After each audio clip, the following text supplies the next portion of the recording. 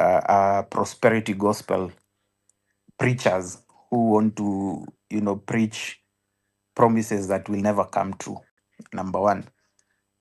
I also believe that there's something that set me off a bit when you put up the topic of this conversation, because you know you mentioned that we are an ACT population. So I asked myself some very interesting questions, and I said, you know, some of the things I've seen today have really put the context, the right context, in the minds of the Kenyans who actually see beyond the politics.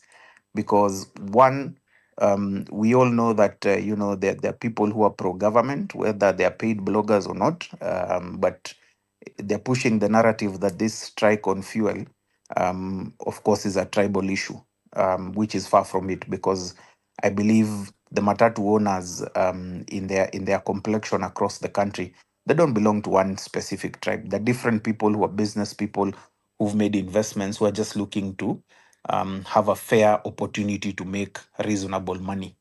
Um, and that in its case, I feel, is a wrong presentation for those people who are pro-government, for those who wanted to sell that narrative.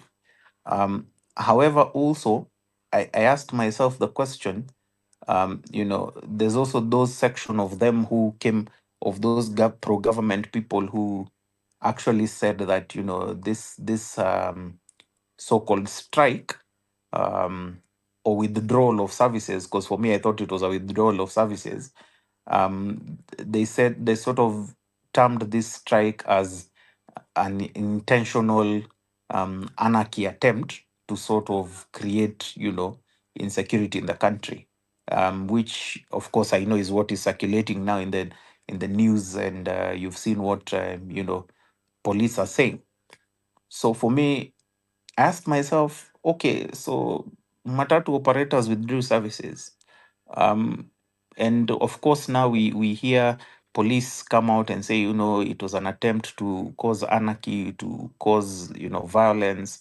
And I'm like, oh, interesting. They have done an investigation in record time, in a couple of hours, but we are not seeing arrests. We are not going to see people charged in court as the usual. So I hope, if anyone is guilty of breaking the law, they will be arrested. Um, and also, what was mentioned in the morning about the lady passing, who was burnt because she had a tattoo of William Ruto. I think that's intolerance. I think that is unacceptable. That is breaking the law. And for those who are found guilty, they should be charged. The law exists for a reason. But regardless of whatever's happening, I think the fundamental thought that settled in my head as I was waiting for this conversation was, to whom much is given, much is expected. So these people came to Kenyans, begged to be given positions. William Ruto cried on a stage, for crying out loud, and said, it's God who gave him the opportunity. And he keeps referencing to how God has given him the opportunity to change this country. But every single evidence we have, every single opportunity that they have been given or has been presented to them to fix problems in this country, they've not done anything.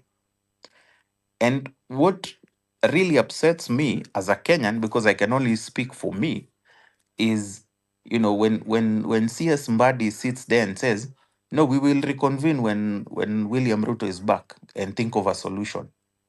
But then in the same statement, in the same sitting, with the same media people, he says this is a global issue. There's not much we can do about it. So I asked myself, yeah, why then are we waiting for William Ruto? What is he going to do? He's really not going to do anything then. So you telling us that you're waiting for him to come back from Azerbaijan really is insensitive, because I mean, you're telling us to wait, we're waiting for a so-called savior who's really not going to do anything anyway. So again, where are the leaders? Doesn't matter who you support across the political divide. Doesn't really matter whether you're pro-government, anti-government, whether you're pro-Linda, ground, Linda Mwananchi, whichever faction. The real question is, these people are termed as leaders in our society. Where is the leadership? Because I think if these guys, as Professor Kithure Kindiki says, fuel would have hit 400 shillings. Okay. So when you did the analysis and you knew that these fuel increases were going to go high, why didn't you come and explain it to Kenyans? Why didn't you come and say, this is the rationale that we're using to have pricing go this direction? Number one. Number two, they also put out this information that, they're authorizing, lesser quality fuel to come into the country for the purposes of easing the shortages that we've been seeing. But as I've said before, Eli, these shortages are very artificial because shock on you, there are shortages.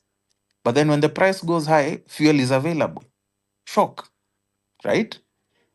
And then CS Mbadi was asked, how is it that Uganda has reserves? Why is it that the price is lower? He says, no, they have reserves. They still actually might be having much stocks of fuel. So does that mean that in Kenya we don't have reserves of fuel? We don't have any repository where we keep our fuel? For an economy that is considered, very big in the African continent. I mean, so many questions came out to me, but I think the foundation was, I don't think we have leaders. It's very clear in my mind. We do not have leaders in this country, especially those who are sitting in government. Because, like I asked before, why is it that government is so full of experts, people with very many titles, EGH, OBS, all these titles they've been given, but yet we always end up in crises, but they never come up with solutions? I'm sorry to go off on a rant, but yeah, it's very clear in my head, and I hope that will be very clear to everyone that we need something different. We need a very different conversation about people who can actually work. Back to you, Eli. Thank you very much, 254. And your issues and the issues you're raising are well founded, and we are all trying to understand what exactly are we missing in all this. What is the bigger picture? And this follows after the Matatu Owners Association, I believe the operators decided, no, enough is enough. We are going to go on a national strike. They issued a statement yesterday, and voila, true to that, this morning we woke up to the strike. Almost no movement across the country. Major parts of the country have been affected with the absence of this vital part of day-to-day of the Kenyan Mwananchi. CS Wandai was in Wajir this, I believe this afternoon, and he had something to say about this situation and the strike. Let's listen in. Okay, I think I just lost that. You have to allow me to get that back as we try to, get these things rolling. Sometimes they work against us. So just allow me a few more seconds to bring that up. In a few seconds, please. Mambo ya mafuta, serikali kuu ya Jamhuri ya Kenya chini ya uongozi wa Mheshimiwa Rais inaishughulikia vilivyo. Tunaomba utulivu na amani idumishwe, na nashukuru sana wananchi wa Wajir pamoja na Northern Kenya kwa jumla kwa kudumisha amani na utulivu licha ya matatizo au changamoto ambazo tuko nazo kuhusu mambo ya mafuta. Nataka kuhimiza watu wote wa Kenya ambao wamekerwa na hili jambo ya kwamba wawe na subira, serikali kuu inaishughulikia. Nikitoka hapa naelekea Nairobi siku ya leo, tumeita hawa viongozi wa matatu sekta ili waje tuzungumuze nao, mimi pamoja na mwenzangu waziri wa uchukuzi na barabara Mheshimiwa Davis Chirchir. Tusikie wako na malalamishi aina gani, na tujadiliane ili tujue ya kwamba tunaweza enda mbele tukifanya mambo gani, tukiwa tumeshirikiana pamoja. I think those words are very clear to all of us. For those of you who do not speak Swahili or understand Swahili, the CS Energy is simply saying that the government is listening to the current ongoing issues and they are ready to have a sit down, and they have actually called for a sit down with the transport sector leaders in order to look into the matter that they are raising with this strike. What is the bigger picture in all this? Is it to say once the matatu sector conversation has been fixed, then the nation is actually fixed? Let's find out. Analyst Stella, thank you for joining us, and such a privilege on the short notice that we gave you in order to come and just help us look at the matters bei ya mafuta. It's not the first time we're discussing the matters of oil pricing and the taxes and the pinching shoe that Kenyans have to go through every single day. Give us your first analysis of today's events and what do you take out of all these occurrences? Stella. Thank you very much, Ila and Mizani. 254, that's quite a loaded question. And I will just give a view of how I see things from my perspective.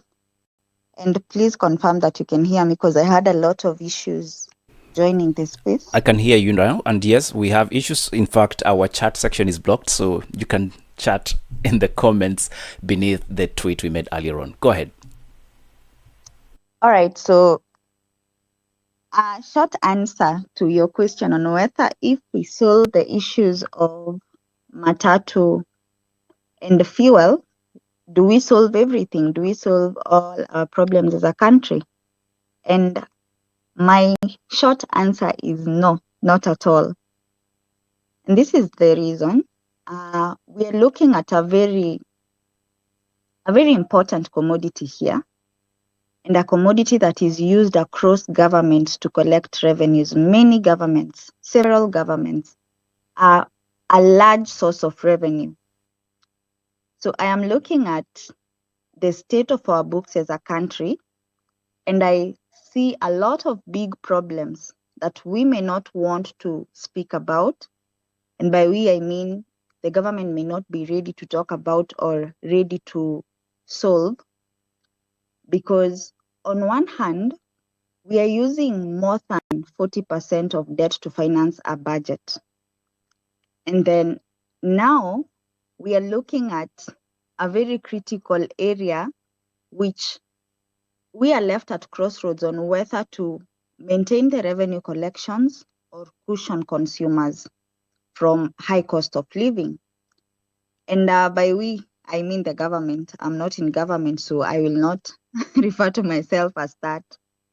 And therefore, if we are looking at lowering the cost of fuel right now, the options that we have, or the options that the government have is two options. Number one, scrap the taxes, or number two, subsidize fuel. If we are subsidizing fuel, this is cost still going to the taxpayer, because the government will go back to the consolidated fund to get money in order to subsidize fuel. As we speak, kerosene has been subsidized, like the whole of it, all the increases from the April cycle review and now the May cycle review. So we are looking at 92 shillings per litre in the May review, and we're looking at 96 shillings per litre in the April review. So that's 180 plus, almost 200 shillings subsidy per litre in the last 2 months. So if we are subsidizing fuel, then the cost will go directly to the taxpayer.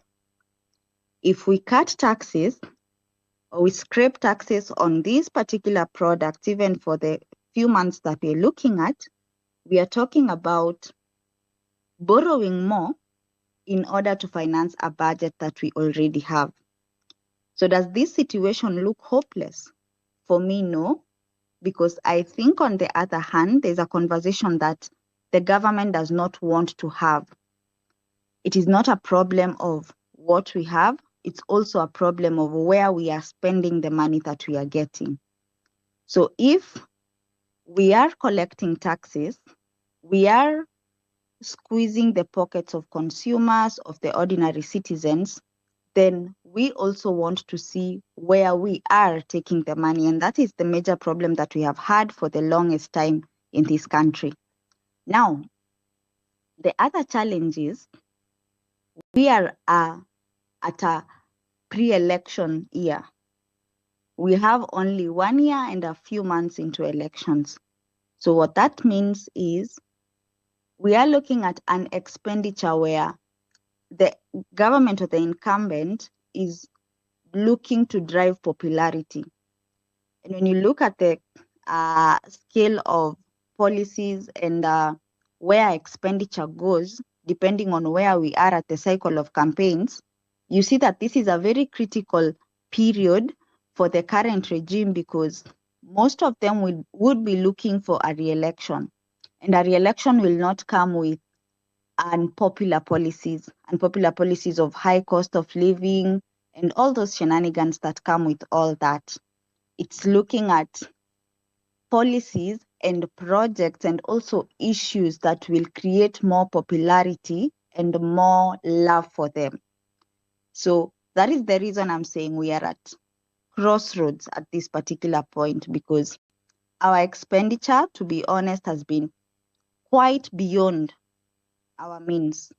We live very lavishly as a country, and this is an inequality that we have observed for the longest time, because it's not all Kenyans who are living beyond their means. Most Kenyans are actually living below and or are struggling to actually put food on the table, to just live a normal life.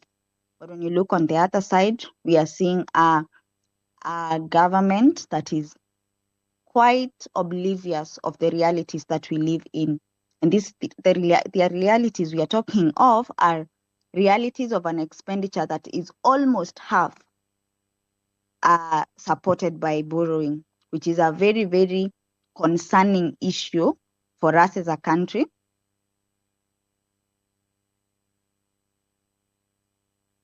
The audit cities are seeing this particular issue. Back to you, Eli. Thank you very much, Stella. You talk about the very realities that common Kenyans, you and I, and every other Kenyan that is tuned in tonight could be facing, which the current administration seem to be oblivious of, and they're thinking, well, everything is okay. Now, you talk about some of the taxes that may impact the prices of this important commodity in our economy. And one of the proposals is either scrap off the taxes, drop the taxes completely, or subsidize. But then when you talk about subsidize, government has no special pocket that it gets that money from. I want you guys to think about it, because that's the bigger picture. Obeds, probably you have questions, follow-ups, and I see we have more speakers joining in. Thank you very much for tuning in tonight. We are discussing matters, the bigger picture, and looking specifically at one important conversation that has been happening through the day in the streets.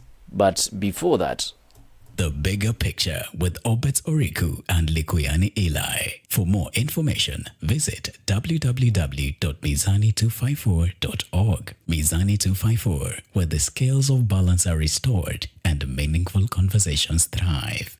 all right, let's cross over back to you, Obeds. Probably you have more questions, more answers. Let's hear it from your desk, Obeds. Over to you.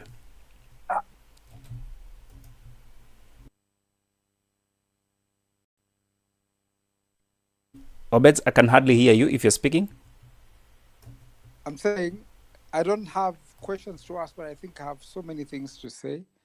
And the first one is, for the experts that were sent to government, I think it's quite obvious that they're the most incompetent. I speak with confidence that Opiyo Wandayi today is a man who's clueless. He has no understanding of what's going on in the ministry, and neither does he know what's going to happen. Listening to C.S. Mbadi today morning is proof of the fact that people sometimes are not even honest. And I don't know what happens to intelligent people when they get into positions of responsibility. It is so appalling to hear a man talk about roads and how things, how government has subsidized and tried to leverage, and suggesting that Kenyans should be fair to the government is really, well, anybody who has time gone with fixing the nation. I'm not promoting anybody here, Eli, but it's a disappointment to listen to a man who has been given a task to manage the Ministry of Finance. But what is the question that we should be asking? Is it incompetence or is it intentional that this country experiences what it's experiencing? That fuel, for Pete's sake, honestly, how do we have taxes consuming almost half of the cost of fuel in this country? And what is it that we're doing with that money when it's needed the most? And there are so many questions, and the quality of fuel as we speak, if the memo that was sent out and a request to degrade the quality of our fuel is anything to go by, why would it be more expensive? The argument every time and the whataboutism that you hear from the seers is that, Kenya has the longest road network and whatever that's carpeted and stuff. How does that help the people who are honestly experiencing a challenge in the cost of fuel? And the cost of living is going to go high because inflation is going to go up. And it's going to be a problem in the days to come. It hasn't gotten worse. And I keep saying this. Until we Kenyans are able to connect our vote with bad leadership and bad policies, we'll never see the change that we're dreaming of. The cost of fuel, if you remember, William Ruto spoke eloquently in the campaign period. He knew what was wrong. What has happened now that he's in power? I've watched the press with a lot of chagrin and disdain.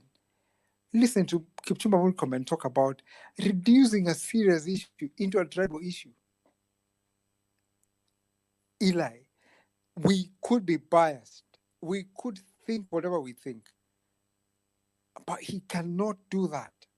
What do they think of us Kenyans? Are we that dumb? I don't know what other people think here. But the way this government has gone about solving problems, either throwing money at the problems or insulting Kenyans' capacity intellectually, it is not how to do it. And I worry that that's how we looked at. I would like to hear what other people say. But Eli, to be very honest, this government, and I think as Eric Latif told them in the morning, they're the poorest in communication.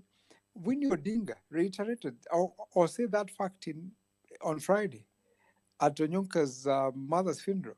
She said the way government people speak to Kenyans is so wrong. And it is very obvious. I mean, we all hate poverty, but you don't have to rub it on the face of Kenyans. When I see the likes of Sabina Chege, the senator for, what's her name, carrying money, wads of cash, and other Kenyans are complaining. We're going back to the 2024 problem where Kenyans were being shown, albeit with a lot of disrespect from members of parliament, carrying cash to tournaments and stuff. We've gone back to that problem. You cannot walk around with a lot of cash, Eli, and Kenyans are suffering with fuel. Diesel, which is a very critical component of production in this country. Matatus use fuel. I mean, we can't even begin to talk about, I can't countenance a government that is so disconnected from the reality of its own people, Eli. We can't keep talking like that. It's a shameful experience. And the fact that they're not providing a solution and saying, oh, we're waiting for a savior to come from Baku. God help us, honestly. God help us. Sorry, Eli, I'm ranting. All right, Obed, I hear you. And again, today you are very much allowed to express yourself on these issues. And that's why I'm asking, what is it? Is it that people think Kenya just act populace and we are always finding a reason to be on the street? Or is it a situation whereby the current administration, specifically the political class, gives Kenyans more reason to be on those streets and forgo everything else? Let's hear from Lacha. How are you doing, sir? And good evening to you. Wewe mafuta inakuaffect ama uko tutam?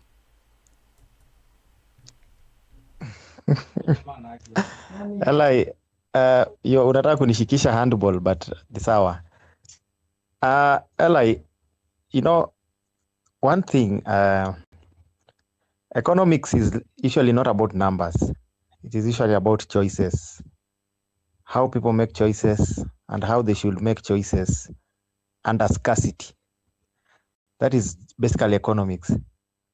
Eli, there are things that rise at this point in time because of definitely every Kenyan knows, because of the cost of fuel at the pump level. There are those things that we can eliminate and say we don't have control over. For example, the landing cost went up by 10%. But Eli, there's also some information that has been spread, which I'd like to talk about. The G2G and the previous arrangement. I think the previous arrangement, for those who used to maybe care to analyze, the landing cost was not fixed and it used to change. And also, we were affected so much by of course, the global markets. And comparing G2G to the previous arrangement, I think G2G has stabilized and we have fuel available whenever we need. Of course, not downplaying the effects of the war between the epic fury. Having said that, there's key issues that people are raising: taxes on fuel. However, these taxes, I don't think they came yesterday. Neither do I think they came last month. Neither do I think 2 months ago, we were not having this conversation of taxes on fuel. We weren't.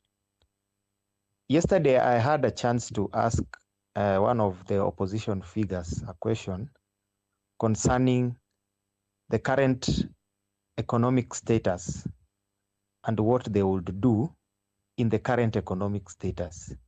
Ella, the next government, for example, if this regime goes, they will inherit this budget that is going to be made, that is going to be approved right now in Parliament. So, Joe, as you say about the budget issue, just for your clarity, you talk about the issue of taxes. I really want you to address that, not just PTI it and go, because you say we haven't been talking about them. That's not absolutely correct, because on this platform, on numerous occasions, we have raised the issue of taxes on fuel, including giving suggestions on how this can be tackled. In fact, you've just tempted me to go back to our tape, and I will play it. Go ahead. Thank you, Obed. Thank you, Eli. The issue of taxes on fuel and how I just want to dwell on that a little bit so that I don't seem like I'm brushing it off. These taxes on fuel, to be very honest, reducing them or eliminating them does not do any good to us. There's already a fiscal position that we are in as a country that has been created over time.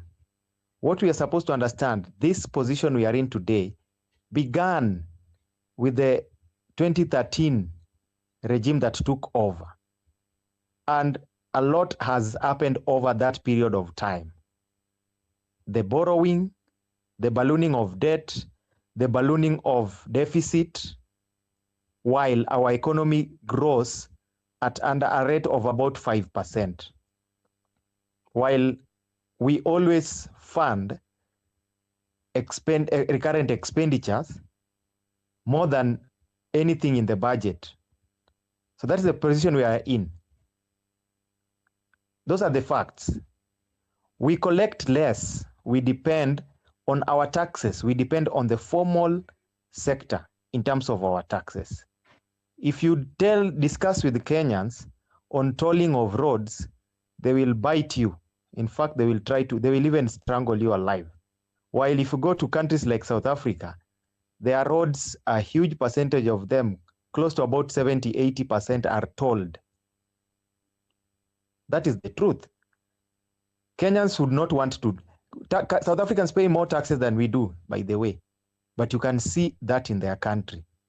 at the level where we have gotten today as a country, you know, solutions, actually, there's a concept called the sunk cost fallacy. Whatever has already happened in this country, we cannot change. We should forget about what we cannot change. We should focus on what we can actually change. What we can change in these taxes, Li, we cannot reduce them. That is the truth. Those 9 taxes that you see on fuel, we cannot reduce them. In fact, we are depending on the PDL in terms of subsidizing the cost of fuel now. The PDL fund is not infinite. It is actually only left with about 9 billion only in that fund. There are reports that indicate that that fund has only about 9 billion. We used 5 billion last month to subsidize, and we are looking at maybe either subsidizing this month or sticking with the cost until next month. With the current fiscal position that we are in, any serious economist will not tell you to reduce those taxes. In fact, you should be looking at how to increase the tax base. Even the current finance bill that people are complaining about so much is supposed to collect only an additional of about 120 billion only. With a budget that with an estimated revenues of about 3.5 billion. We know, me and you know, we are not going to hit that target of 3.5 trillion in terms of these revenue estimates. I would promise you that on this space. With a deficit of about 1.1 trillion, I promise you that we still have problems.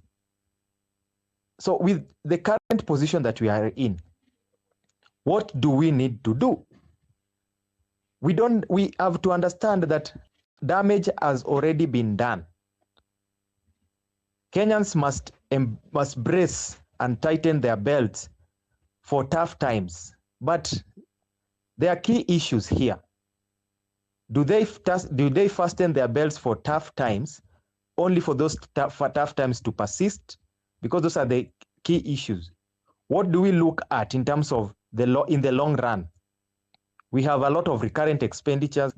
We have a lot of things that actually affect the budget, the outcome of the final budget, that actually don't directly affect the common mwananchi. These recurrent expenditures, the CFS, they do not affect the mwananchi directly, but they are 70% of our budget. That is where we are. We talk about 30% that goes into, you see, there are also a lot of things that over time have come into our finances. For example, if you look at the inconsistencies that the PFM of 2012 brings vis-a-vis the constitution, there's a lot of inconsistencies. You know, there's a lot that even bypass the consolidated fund. So where are we as a country? These are the times that collective solutions are supposed to be found. When I asked yesterday one of the opposition figures in a space, what would you do with the current fiscal status that we are in as a country? In fact, with the finance bill alone, what would you do? And this person who claims to be a national leader gave me an answer of, I will first ensure that William Ruto is gone. Then I will now bring in new solutions. With my experience and how I know the politics of Kenya, we did kick out Moi in 2002. And during that era, we were calling it economic recovery times. Yes, we did do some steps. In fact, Kibaki advocated for more taxes, and Kibaki advocated for kujilipa ushuru ni kujitegemea. And we actually tried to manage our deficits and our budget to some extent. But we still had corruption to a tune of about 180 billion within that period of time. All this wastage of public funds was still there within that period of time. The same leadership, the same people. So the change of the regime wasn't this actual solution. In fact, for us to be able to come up with the 2010 constitution, it was a collective resolve, even though it is one of those documents that we hail so much, but it was a document that was hurriedly done a lot was put out there for guesswork. For example, the PFM and the 2010 Constitution has been lazily written. It was lazily written, doesn't assist us in anything. It left a lot of margin. That is why we had the PFM of 2014. It's why we had the PFM 2012. These things are the reasons why, slowly by slowly, we have had issues in this country. As it is right now, those 9 taxes that are on fuel, we cannot do away with them. In fact, we need to find more avenues to collect more. Prudence in terms of finance management is key. Of course, Kenyans will decry the wastage of public resources. That is very true. The government is wasting a lot of money on unnecessary expenses, and this is where we need to look into.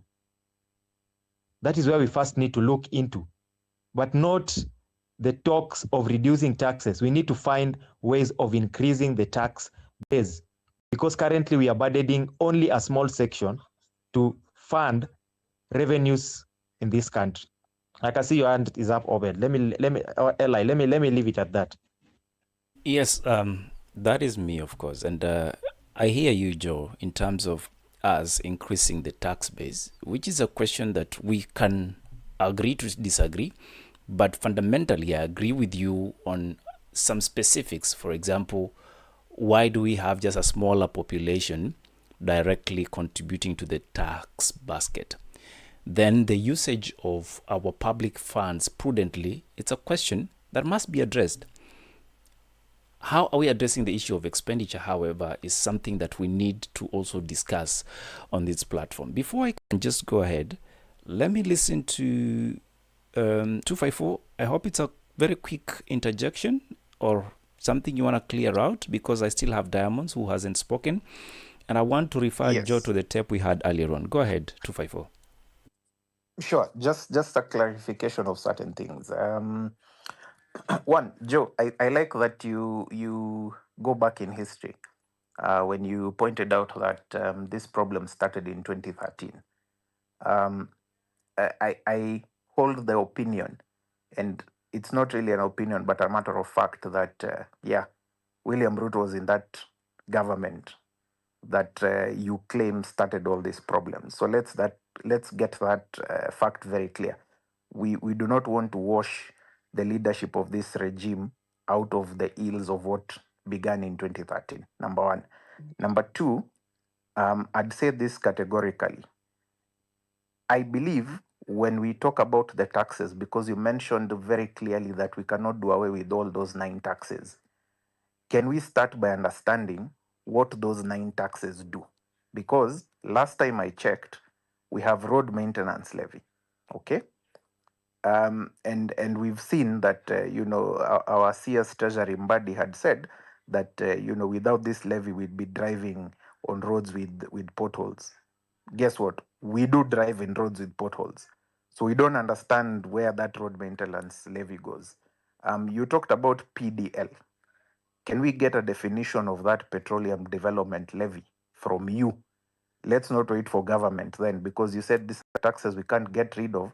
Can we get the definition of that PDL and what it does or what it is supposed to do? Then we can have a proper conversation of why people are attacking the taxes and why they need to be looked at. Thank you, Eli. Asante. I will let Joe come later on so that we can actually be able to engage all of us who are tuned in tonight. And if you love to contribute, kindly pick up the mic. And I'm also informed that we do not have access to the chat section on this specific space. So if you don't mind, you can tag me on the tweet, that is Likuyani_Eli, or you can simply just go on this space that we've posted on the timeline and send in your comments. If that is not working for you and you're listening through radio, 254, that is +254 714 308 277 is our WhatsApp line. Send in your message and you'll be able to read it live on air. In the meantime, this is the bigger picture, and the conversation, it's really not that comfortable based on how you want to look at it. However, bei ya mafuta imepanda, and why are Kenyans irked? Are we surprised? Diamonds, the mic is yours.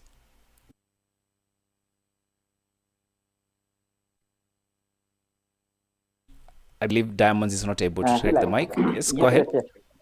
No, I can hear you. I don't know if you can hear me. Just confirm. You're loud and clear. Proceed. Okay, thank you. So I think obviously, first of all, it's very sad that we lost more people today to the protest. I think I've seen the number. It's about 5 people who've been shot dead and killed. I don't know if that number will go up, but obviously it's very sad. It's very sad that each time Kenyans go to the street to raise their displeasure on one thing or the other, we actually end up losing lives. I have seen the government giving out a lot of statements on a lady that unfortunately yesterday, I think she was attacked, which is also a very unfortunate event. And they've given out a lot of statements. I've seen statements from UDA, statements from Kindiki, from William Ruto, and everybody. I'm still waiting to see if there will be any statement about the 4 Kenyans that have been killed today, because it's obviously, to my view, they both carry the same weight. Life loss is life loss, and whether it supports your political opinion or not, it should be sacred. And I hope I will see the government posting such. I haven't seen them. I haven't seen them saying anything around it. I hope they will. But so going back to this conversation, I think there are a few things that we needed. I think I needed to go back to when COVID happened, and the country was going through a lot of hard times. And I was having a conversation with a friend yesterday or the day before, and it was actually coming out clear that if Ruto would have been president during COVID, I don't know how many Kenyans should have survived. Because when things were spiraling out of control, actually many Kenyans were dependent on government to give them support to survive that extra day. If you remember at that point in time, there are many taxes that were removed. You remember even at some point sending money using mobile phones was actually made free. You remember? It was free, and I think it was free to some extent. I think it was 1,000 and below. There were also cash transfers that happened during that time. There were some taxes that were removed. I don't remember all of them, but I remember what the government did was it actually went back to the drawing board. They reduced infrastructure projects, and you will see that between 2019 and 2022, actually, the government reduced infrastructure projects and such spending so that they would support Kenyans at that point in time, because life was difficult. It was a pandemic, and I remember even electricity prices. I think there was a subsidy that came on board, and so right after that, when the Ukraine war happened, in terms of fuel prices and the rest, the government actually came up with a subsidy, and these subsidies ran all through until when Uhuru retired in 2022. Why do governments give out subsidies across the world? They even forgive loans for farmers, not because they can raise too much money, but because at some point a government must feel its people. A government must have a feeling. So it has to do something to take away pain. Sometimes it comes at the pain of losing some revenue. And when that happens, you actually you prioritize items that must happen now and items that actually can happen tomorrow. I know you are all saying, oh, we can't fund the budget if, for example, we take down our fuel prices. We can. The only difference is we can do a supplementary budget and remove some of the things that we can live without today. If at home today you have a sick person and you are constructing a house and the money is needed in the hospital, what do? You continue buying cement? Or you stop and sort the problem at the hospital? So that happens every other place. Can we set up a supplementary budget? Yes, we can. Can we reduce taxes? Yes, we can. Some of those taxes in the medium term, and I just wanted to give the person who spoke before 254 an example. If you think taxes are impossible to remove, why then did they reduce 3% a month ago? They did. So it is not impossible. It's not a matter of impossibility. It's a matter of will. If those taxes are put there by government, can they be taken away? Yes. Government has the possibility of increasing taxes and it has the possibility of reducing taxes. So what is the spiraling point of actually having very high diesel prices? Diesel runs your economy. It does. It runs your transport sector. It runs your entire factory. It runs your electricity. In fact, we still have many PPP projects that actually run on diesel. It runs on your dams and the rest. All these big projects that happen across, they actually run by diesel. Your agriculture is dependent on diesel. Your tractors in the farm, they depend on diesel. So increasing diesel prices by 60-70% within a span of 60 days is crazy. It's crazy. I even don't know why we still try and call them experts, though. I felt bad when Obed said they are experts. They are not, man. I think we just need to call a spade a spade. Look, there are many options. So the first of all is, look, if we were collecting 16% of 166 shillings, we are collecting 16%. If the price goes up to 240, for the same percent, you can still collect the same amount for a less percentage. Mathematically, so that you understand. If 16% of 166 bob was giving you, let me even do it. Let me do it so that it makes it easy. 16% of 166 meant 26 shillings. So how do you get 26 shillings out of 240 bob? You only need about 10%. To get the same, if you do not want to have taxes, you could actually easily reduce that 16% to 10%. That's one line. The second line, railway development levy, Yeah.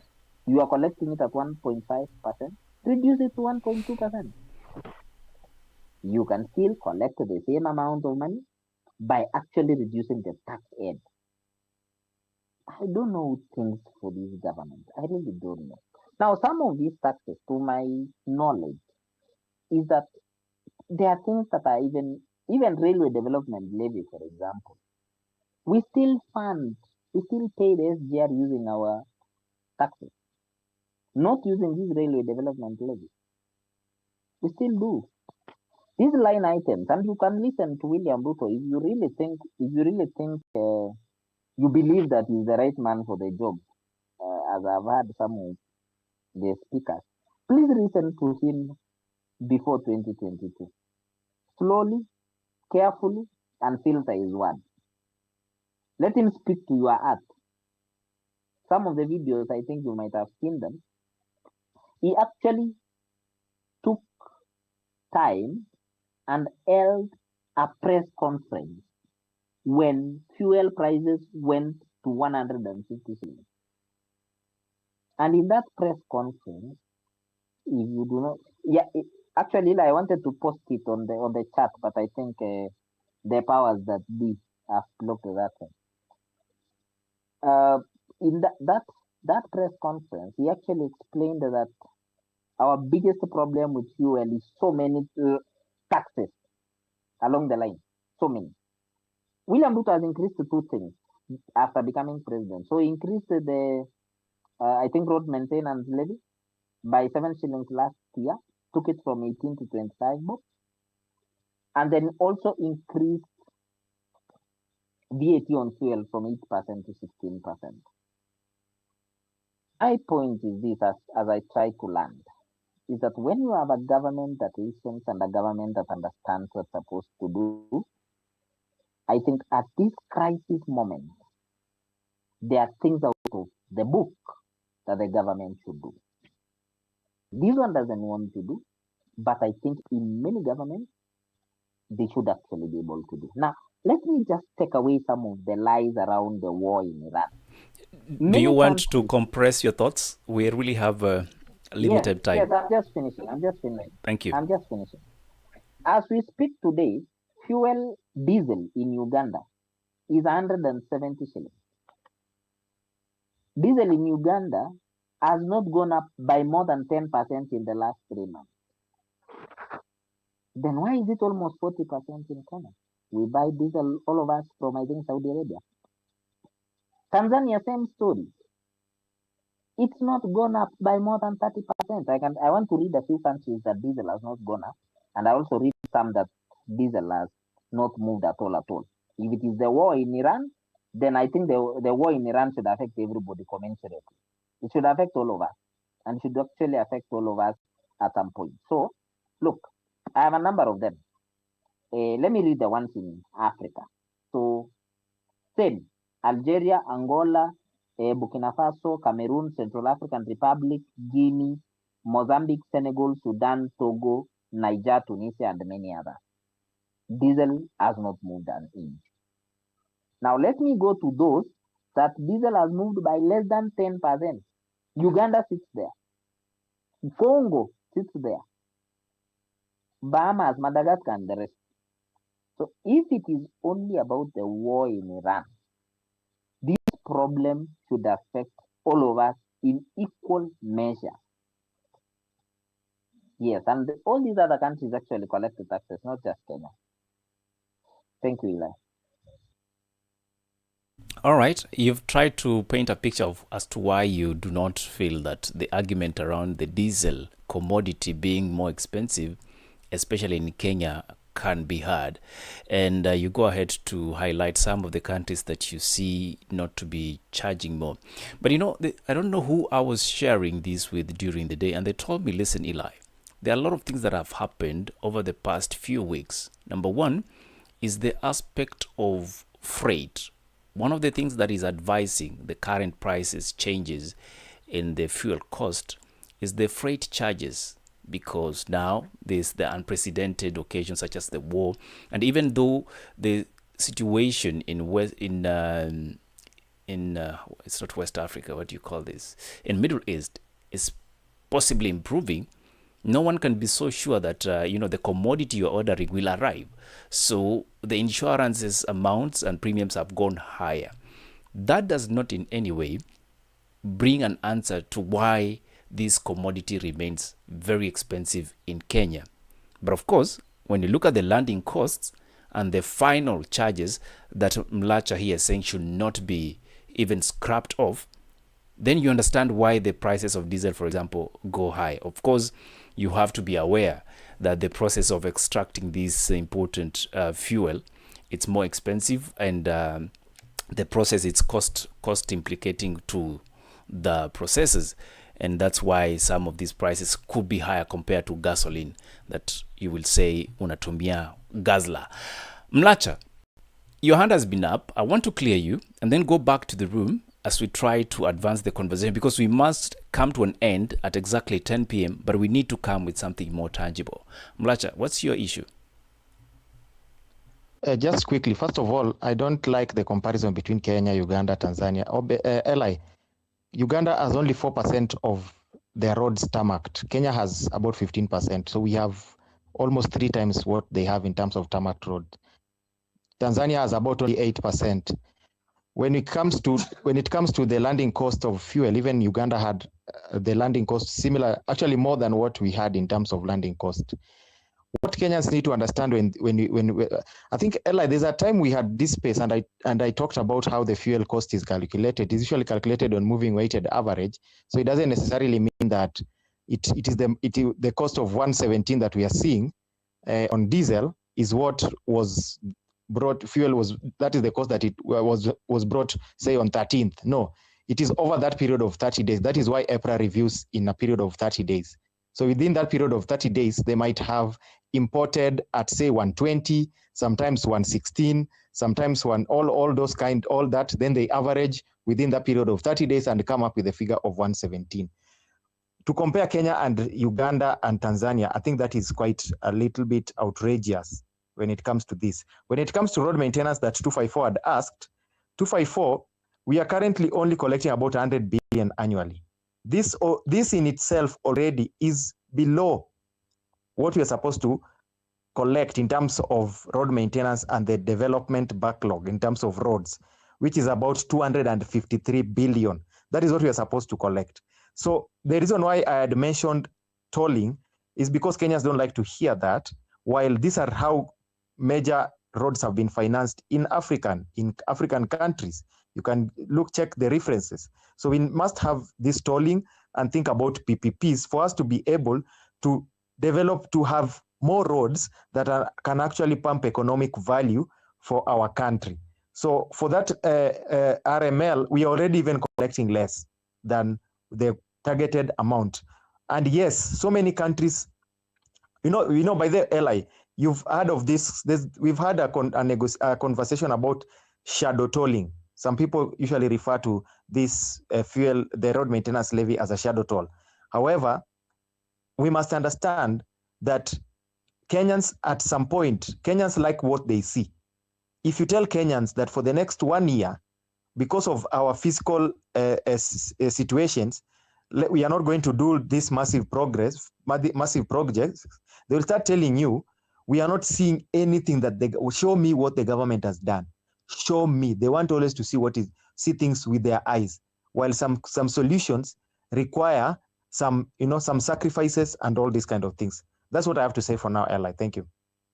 All right. Talk of shadow tolling. You also go ahead to say that sometimes Kenyans are their own problem because you want to see the development, and sometimes there's a cost implication to it. And probably that's why I want to bring in Stella. Gentlemen, you guys have to relax for now. I'll come to you. Just hold on your thoughts. Eli. Yes.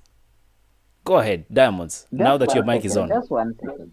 This comparison for tarmac in Uganda and Tanzania, it just started a month ago, because I don't get it.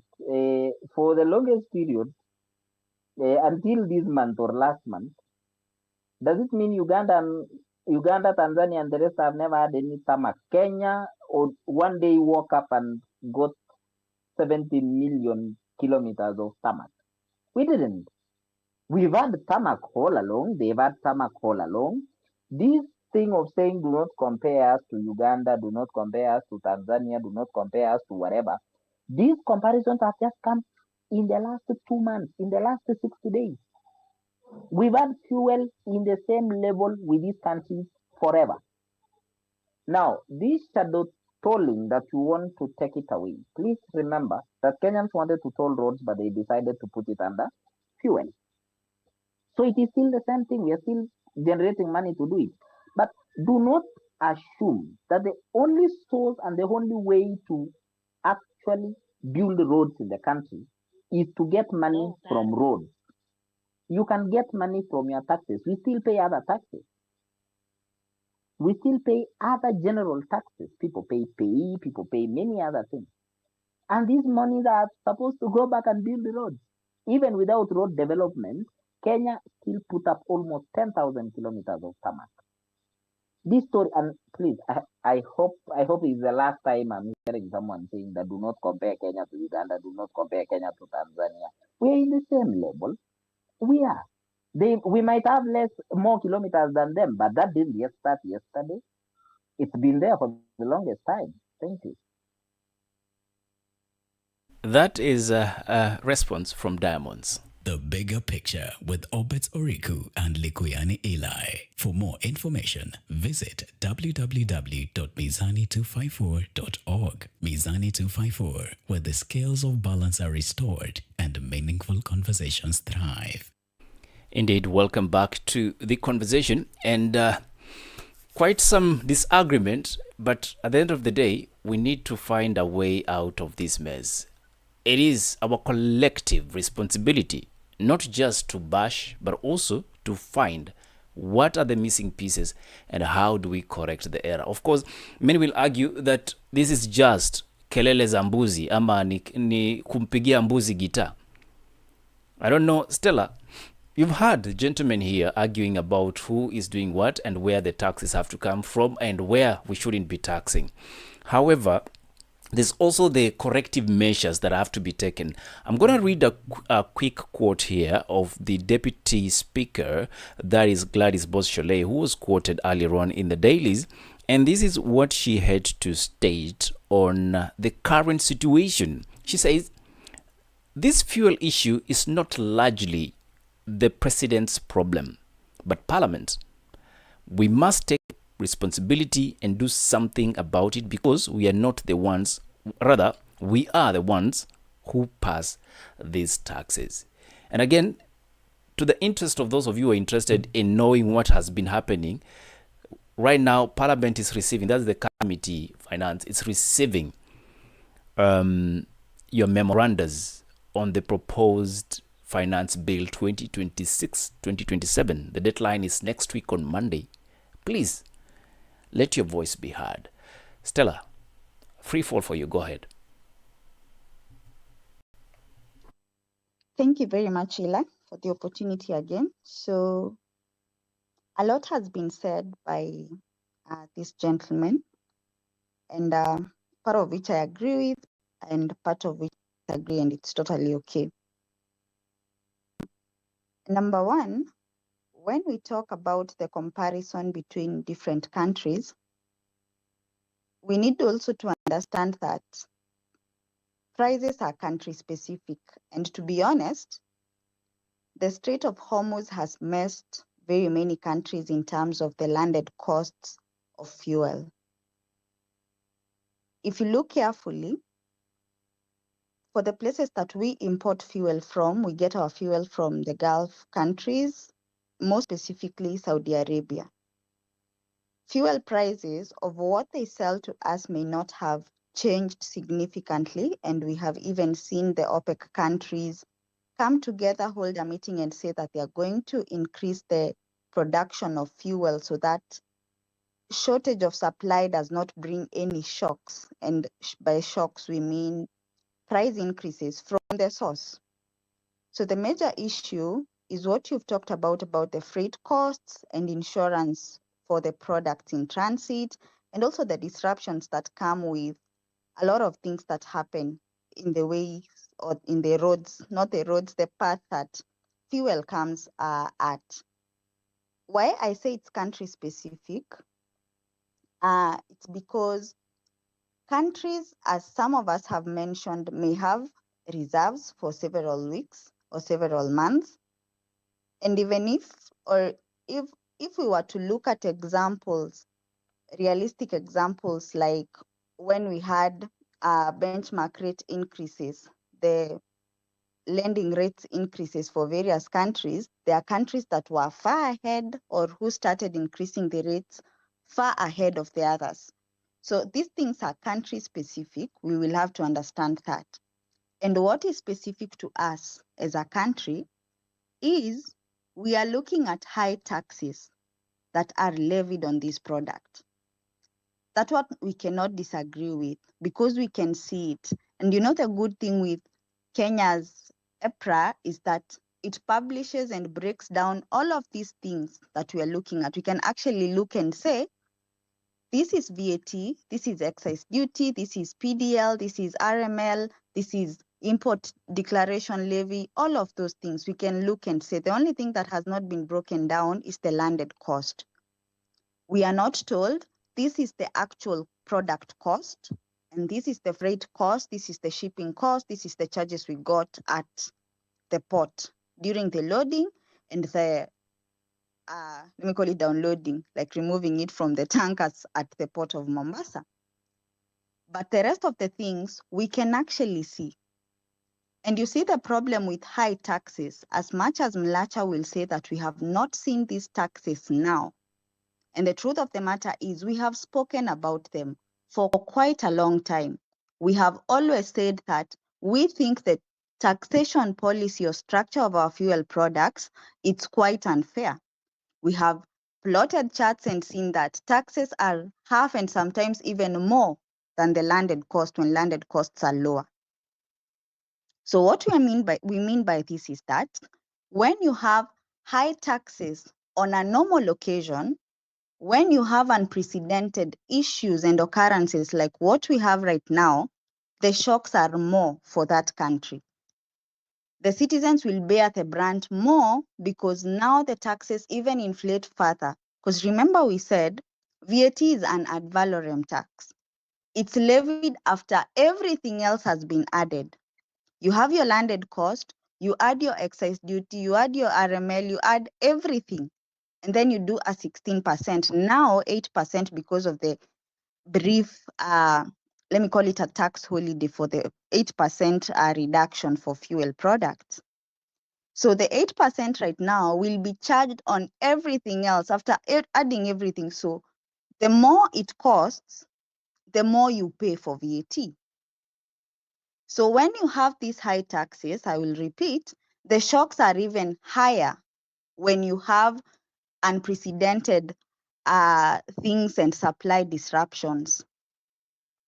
So that said, we are looking at different things, and you have mentioned different aspects, including of tolling roads and all of those things that Mlacha has mentioned.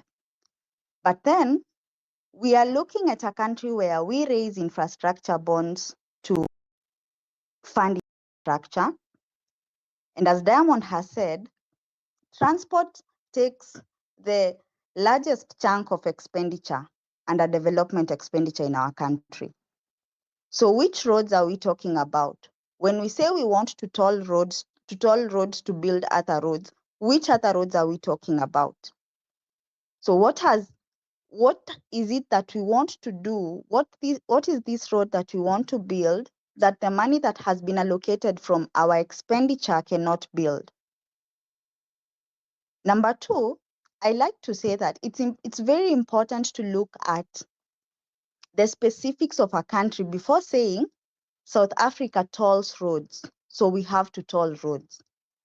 We have to always look at what works for us as a country locally, so that now we can say we toll roads because this is the most efficient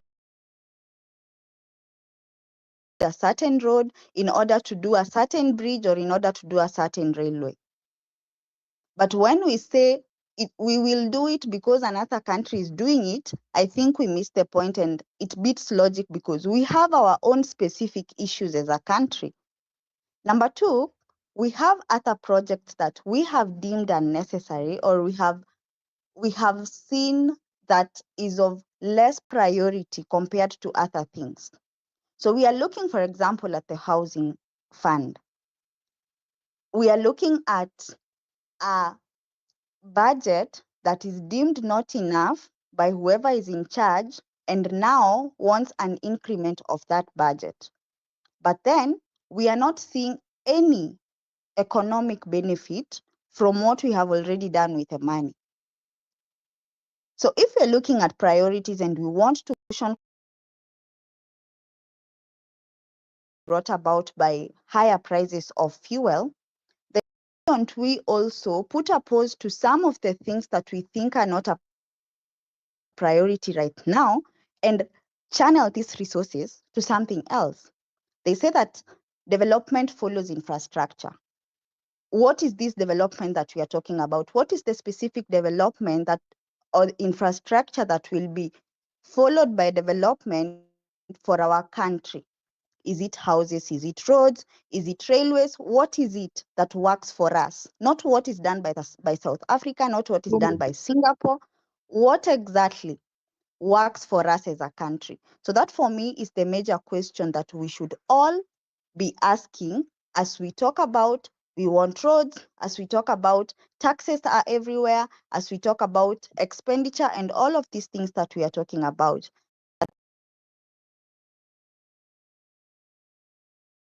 We have a lot of loopholes in our expenditure, and the problem we always have is that it's the ordinary citizen who lives under austerity. It's the ordinary citizen who lives by the fear that we are borrowing too much, and it's the ordinary citizen who lives with the consequences of higher taxes, of lesser disposable income. But when you look at the political elite, at the ruling class, they don't live with that.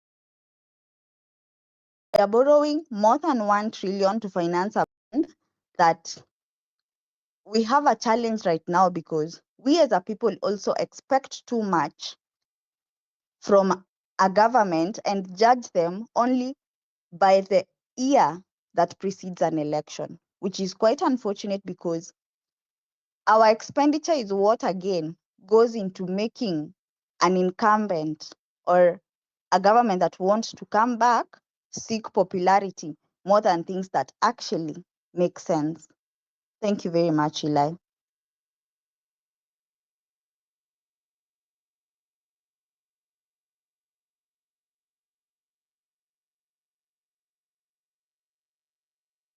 Eli, I don't know whether. Yes, we can. We can.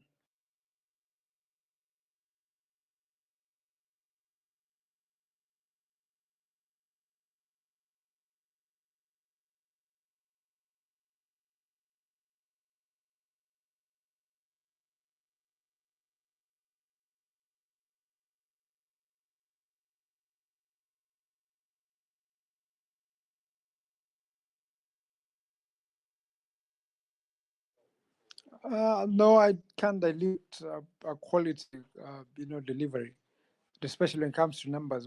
The reality is that we got to be country specific. We got to be alive to our realities as a people. So whatever we want to adopt must be localized to make sense. So I think I'm more agreeable today than, but still not so sure what is the capacity of the people who've been given the responsibility to be leading are doing. And there are so many questions to ask listening to it. People who are supposedly in quotes, and I'm not saying they're experts, but I'm just saying they were touted to be. But time has proven that they have no capacity and they are not experts at all. 254. Thank you, Obeds. Two things I'd like to mention. One was conveniently, I asked a question from Lacha. Maybe he did not hear the question, or he categorically decided to, be a politician and not answer the question.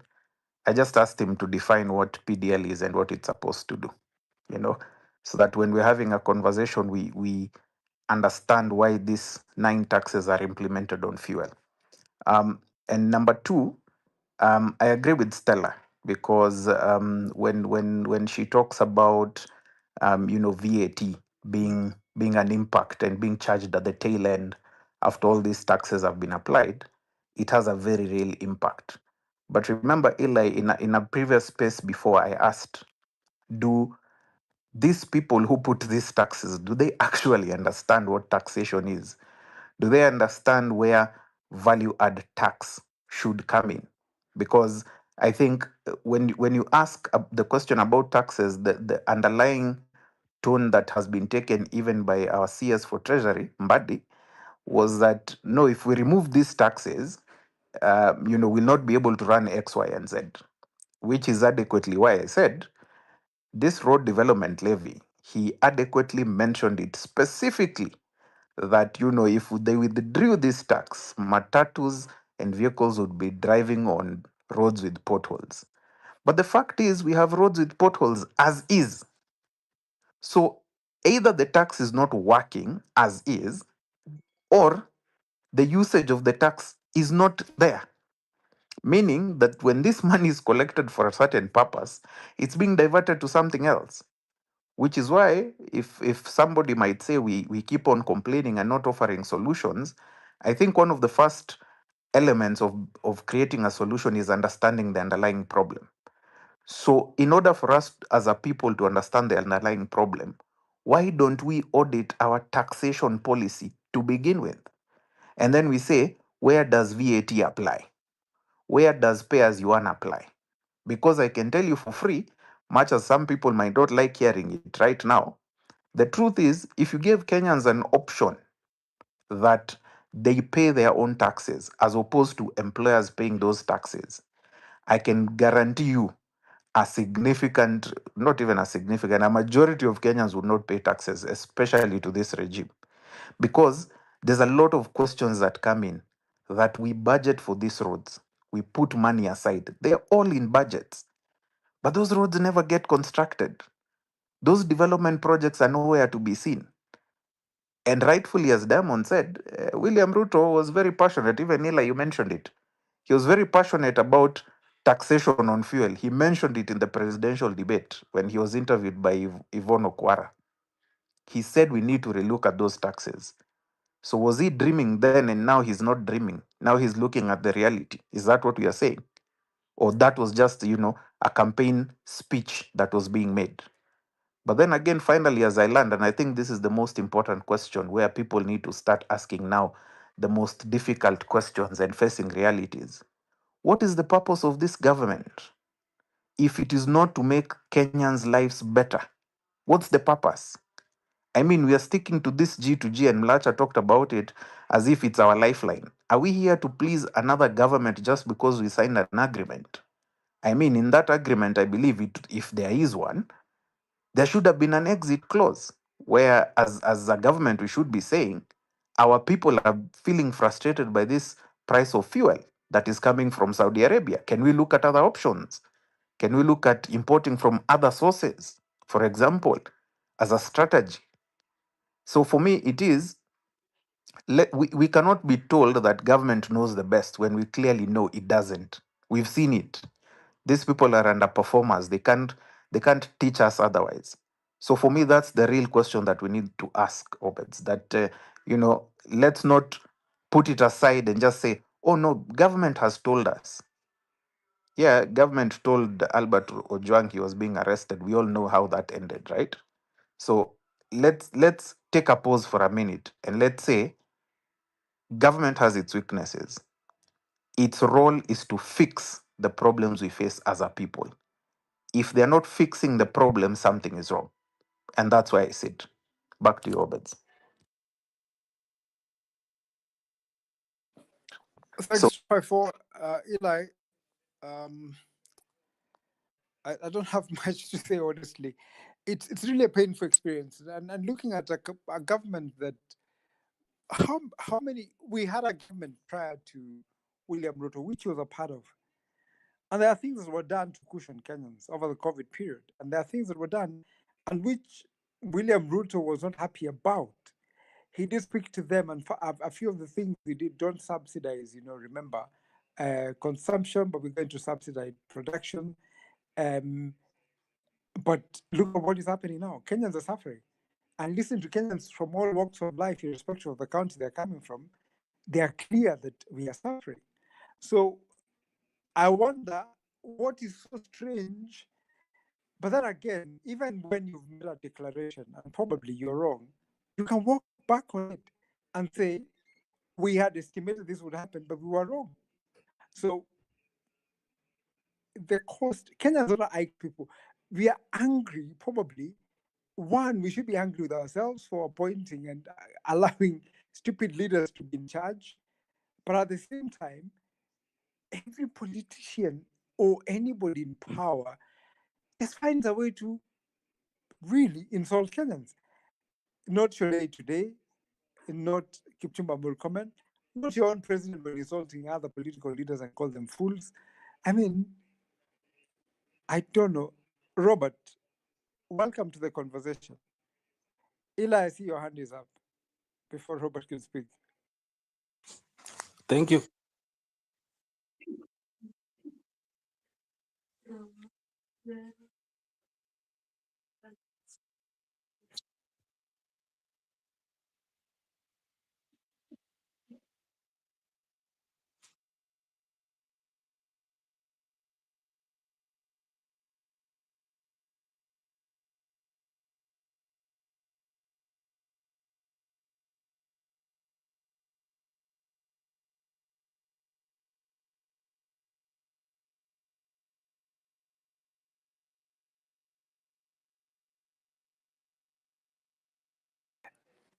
Eli, you're being too smart and trying to play very smart. And I apologize for saying that. You do know too well. Cholet speaks, she has a leash on her. She speaks on behalf of the president. Parliament cannot do anything. This is the worst assembly Kenya has ever had. Idiots who sit and their business to say, put the question. They cannot even debate. Why are we trying to glorify? Listen, Eli. No. Listen, Eli. The problem we have in this country is we try and, we call people cartels. Let's call things for what they are. This assembly has a bunch of idiots who have not been able to do anything for this country. Look at the legislation they've passed, Eli. Everything has gone to court and can't pass muster. So why are we trying to glorify idiots? And for Pete's sake, I can be quoted, Eli, and I'm very comfortable because why would you have people, even in Moi's regime that was very difficult, people would have a very robust debate. I remember a point where they said there is no finance bill, and it never happened. What are you telling us? So Shole referring us to parliament, she's one of the sickest problems in this country. She disrespects everybody and she treats everybody like a fool. So I hate to speak this, and it sounds so wrong, but it's a fact, Eli. We have a parliament whose capacity is from the executive. If the executive says jump, they ask how high we need to jump. So why would we, go around pretending that it's that they're good people? They're not. So it's just a way of deflecting from the reality. Listen to Kipchumba Murkomen. Who does he speak on behalf? I mean, Eli, why are we calling things spades when they are probably small spoons that are not even doing the function they should do? I say this with confidence. Kenyans need to look at the caliber and the quality of people they put in that house. It is a fact. The policies we're experiencing today and the decisions that are being made are because of the people who are totally inept and have no capacity to make policies.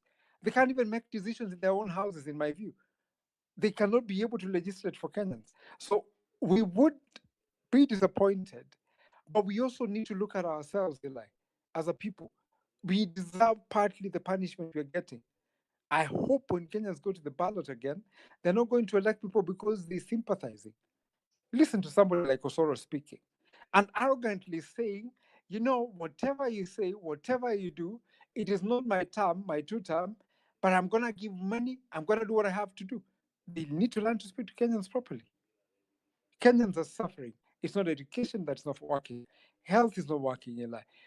Fuel is not working. I mean, how do you want Kenyans to live? We can't all be members of parliament. So that said, both Cholet is gaslighting us, and let's allow Robert to speak because let's be very honest. We don't have a parliament. We have a bunch of idiots who are masquerading to be parliamentarians.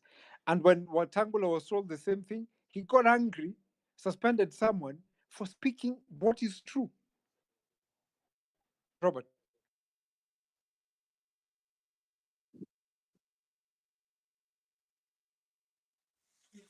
Okay, thank you so much. Can you hear me? Yes, Hello. Robert, we can hear you. Please make your contribution. Yeah, I think Kenyans are frustrated because the Energy and Petroleum Regulatory Authority, EPRA, implemented massive record-breaking fuel price hikes for the May-June 2026 cycle. The price of super petrol jumped more severely. That is from cash 16.65 per liter To retail at cash 214. The primary driver of public transport and manufacturing surged by a massive cash 46.29 per litre to retail at 242.92. Public anger normally centers on several critical pressure points, like instant spikes in transport and food costs. Things like commuter shock, and then also commodity inflation. You also get things like broken government promises, e.g. policy contradictions, the G2G model failure. Such like things actually makes Kenyans get more irked. That's my point.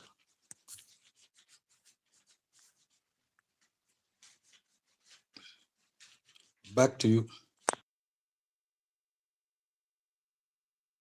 Thanks, Robert. Well, I think there's so many things. I'd request you to mute. Flavia, I see you here, and we have about 17 minutes to go. I'm not going to ask you any question as always. I'll let you make your case.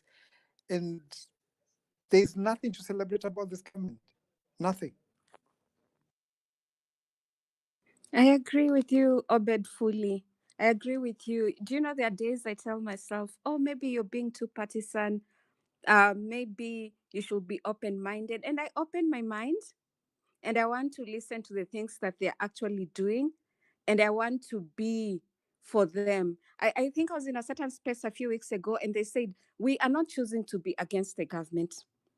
We are willing to support the government if it's serving the people.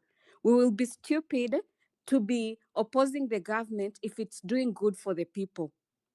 It cannot be that all of us are stupid and opposing the government and all they want to say, like Eli has spoken about what Sholay said. And waking up today and listening to these leaders, it's been excuses from morning.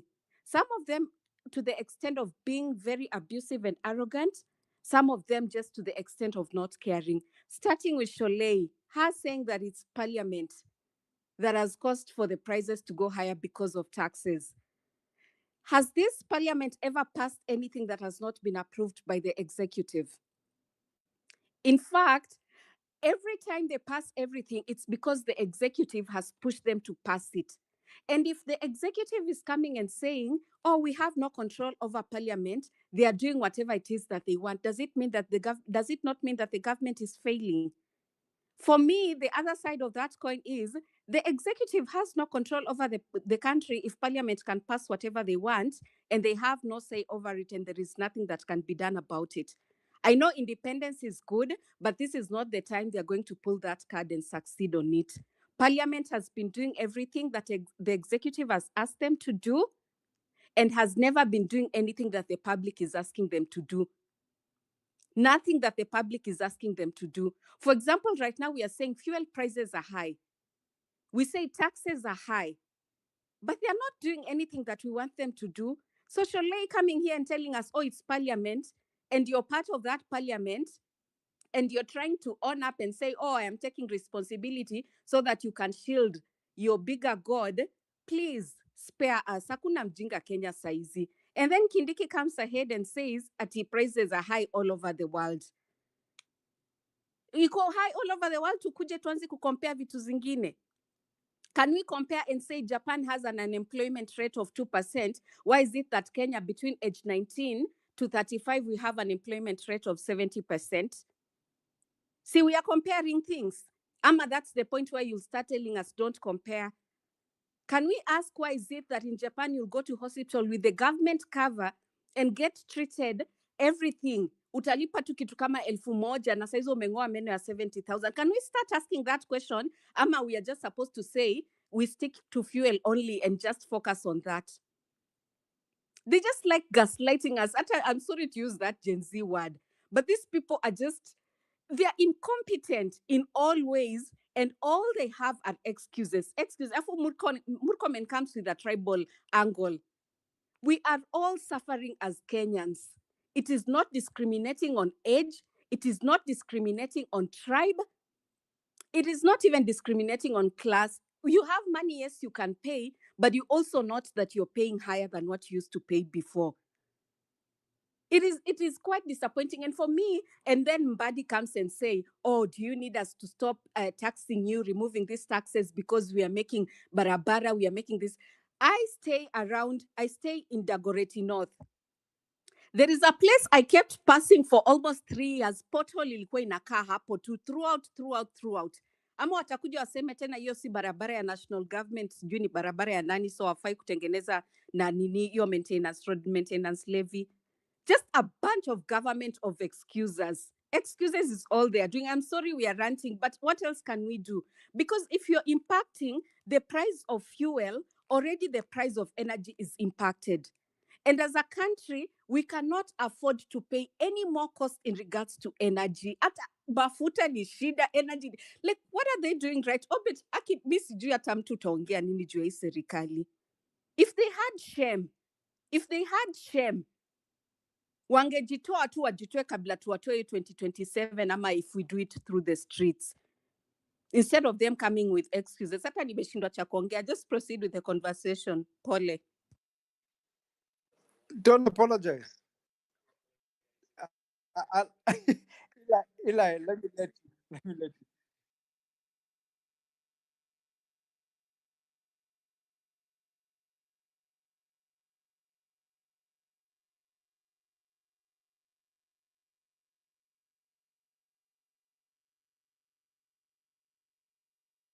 That is our friend Nasambu is very unhappy and says a bunch of excuse making leaders. I don't know what you think about this whole scenario that is happening around the country, but we have strictly 10 minutes to come to conclusion.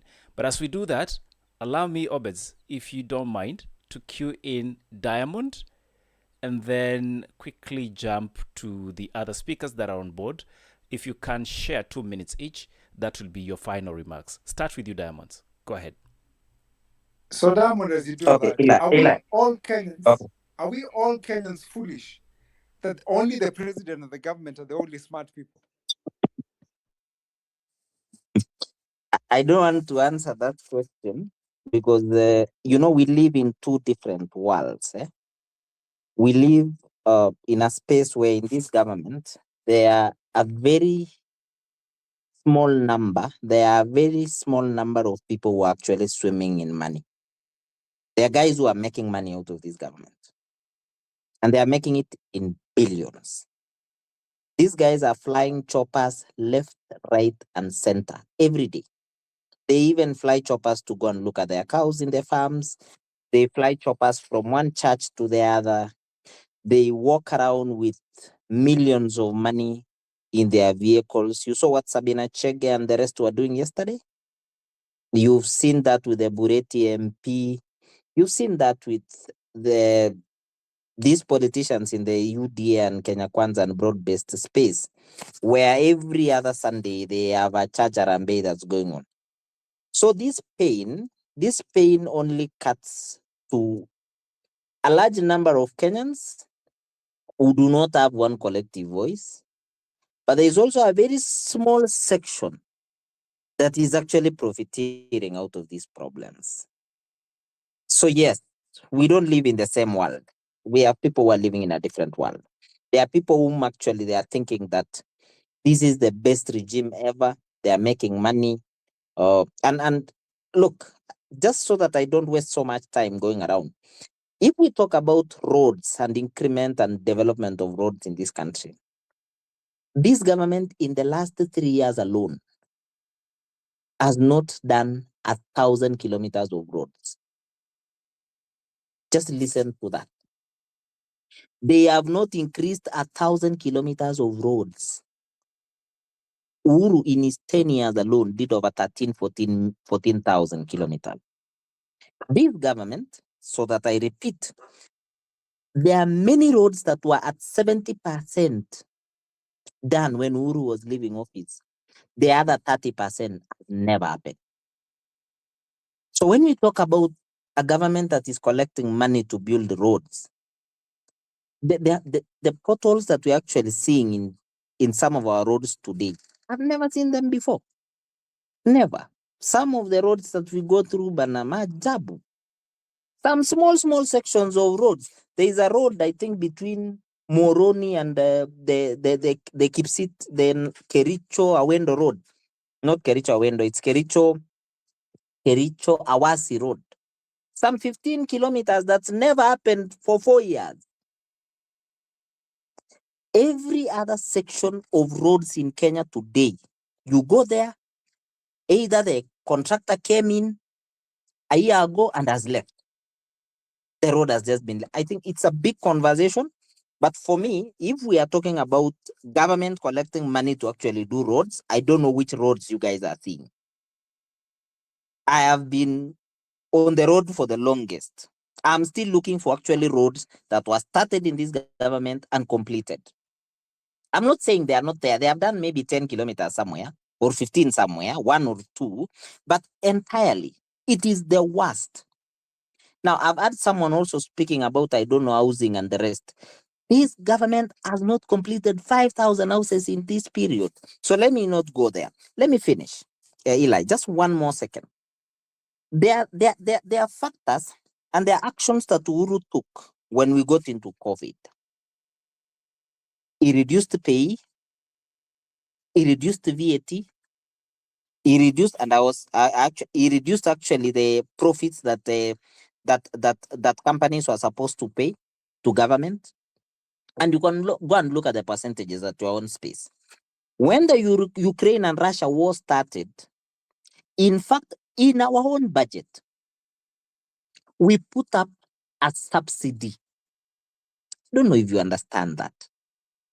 Like, we went back to parliament and told them to put aside 20 billion for us to subsidize fuel. Kwani government peke yake ndio nataka kutumia sijui which type of development levy or which type of levy to subsidize. You can subsidize through a budget. Hey, I don't want to continue, but Eli, there are many mistakes and there are things government can do. And we all know that, as Nathambwa has said, we do not have a parliament. We don't have a parliament. The last parliament we had, I don't know, probably when Maranda was, when was it called, what was the name? This MP for somewhere Peter. near Luanda. The 12th parliament, hapa ilikuwa gani? Ile ya nusu mkate. That was the only parliament that could Marende. stand up against Kenneth Marende. yes, the Marende one. Yes. Diamonds, your It's time is the out. only parliament that will stop. Thank you. Diamond, Bye bye. your time is really out. We must move, and your point is home. 254, the mic is yours. Thank you, Eli. Just wanted to say two things. First of all, whatever you hear from Flavia and Diamonds is what we call passion for a country. Now, those people who are pro Ruto or pro government will tell you how it's a tribal issue and all these nonsensical things. But truth be told, fact is fact, and you can't hide away from facts. And sometimes we might say, okay, we are criticizing too much and we're looking for solutions. But then again, the real question becomes, when you're headed to work in the morning and you see that pothole that is probably 3 inches wide or even a foot wide, depending on whichever road you're looking at, do they ask themselves, do you really ask yourselves, can you go and fix that pothole? You expect that the government will fix it because they take that tax.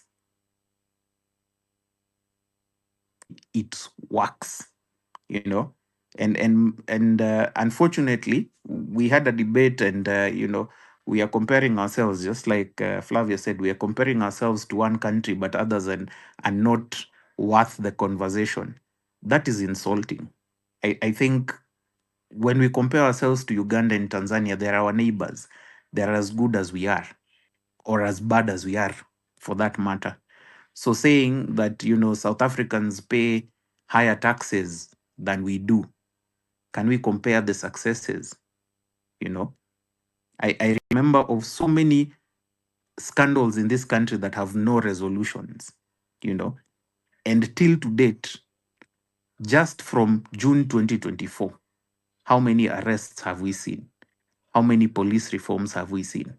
So this government, and I can say it unequivocally, has failed. As simple as A good that. place to land, 254. I'm out of Sorry, time. just one more minute. One more minute, Eli. I give you 30 And seconds, kindly. sure. And because they have failed, we cannot keep excusing these failures as tribal issues. Bad is bad, full stop. If we go tomorrow to any fueling station, I don't think any vehicle or any matatu you board discriminates which tribe you come from. We all pay the same fare, we all pay the same fuel.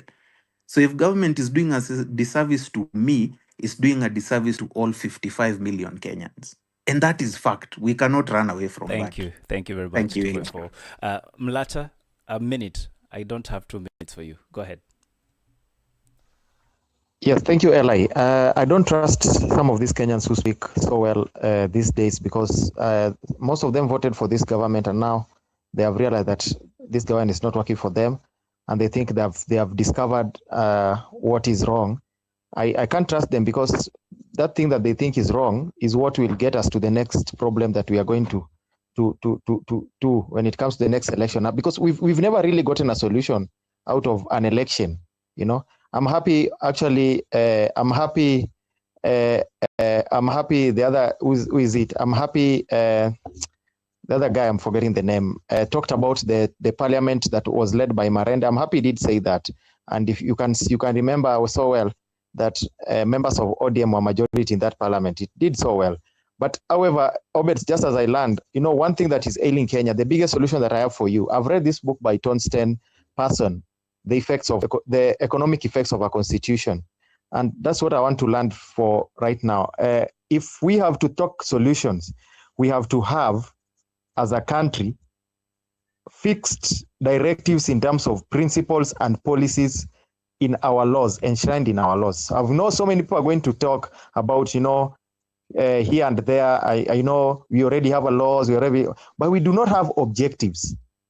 We do not have objectives in those laws. We do not have a national economic policy. It is derived from treasury. There are countries that have actually developed out of this. India did that in 1950. We have Nigeria that did that in 1999.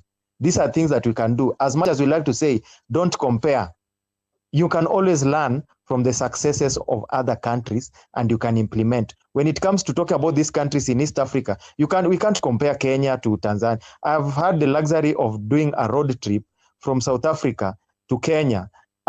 There's a whole road, Iringa to, I don't know, Dodoma, that was just a 2-year-old road. It is purely potholes. But yeah, you want us to compare those potholes to Kenyan potholes, right? All right. Yeah? We will compare potholes on another day, Mlata. Thank you very much. Time to call it a night. I'm afraid we can't take more speakers. And Obeds, I will really go to you to ask you to help us land. I believe we have listened. We have agreed on some issues, some of them not. But what is standing out is that fact that we really want a functioning government that listens to its people. I don't know if politics answers that, but I doubt tonight. Obed. Simple, Eli. We can't overemphasize the point. The truth is that this government, and for all the things we said about the previous regime, these guys have let themselves down big time. And talk constitutionalism, talk about everything. There's nothing, to be very honest, when you think about it. When you're talking about development, I can say this with confidence. 2 gentlemen were set up to fail, and they were put in a position where today they're going to be the scapegoat of the incompetence of the government of this regime. You will see it. If you watch what has happened today when the CS one day has said, you know, they've agreed with the people in charge of transport, and then somebody has contradicted them. It's a fact. Wandai and Mbadi cooked people, and they are going to be the face of the failure of the KK regime. God help them. Thanks, Eli. All right, and that is according to Obeds. And of course, that brings us to the end of the conversation in the bigger picture tonight. More questions than answers. All I can say is we are looking forward to see what Kenyans will decide, because tomorrow I've actually received notifications that our children would be staying home due to the ongoing strike, Matatu strike. Remember, government through earlier on in the day, CS Wandai had said they are planning to have a sitting with the Matatu operators, and who have, as of tonight, disagreed on some of the proposals that government was coming with. So effectively, keep your children home. Do not take them to school tomorrow. First, it was the transport, then the economy, and now the education. What will be following next?